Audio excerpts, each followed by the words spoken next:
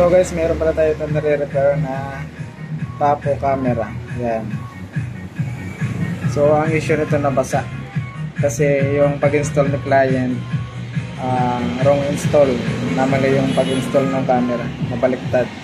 So nabasa yung camera. Yan. So tatry natin ito kung gumana na. So siguro maayos pa naman to kasi nung nireceive ko, okay naman na, lumabas na yung pangalan ng tapo sa wifi. So naging sira ito, nabasa, kaya nag-error. So ito yung kanyang lens. Yan. So ito yung kanyang model. So nabaliktad kasi yung pagkabit nito eh. Bale yung may lagayan siya ng SD card dito.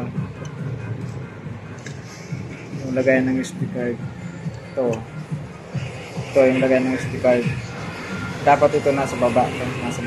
So ang ginawa niya, ito nasa taas.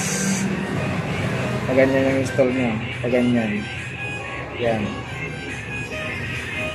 Dapat nasa baba ito. Paganyan. Yan.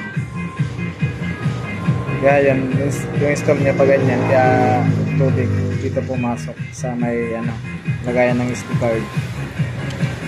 Yun, nabasa yung mga board.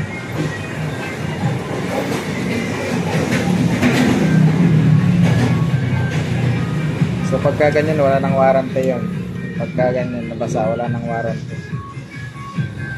So nag-ayos din tayo.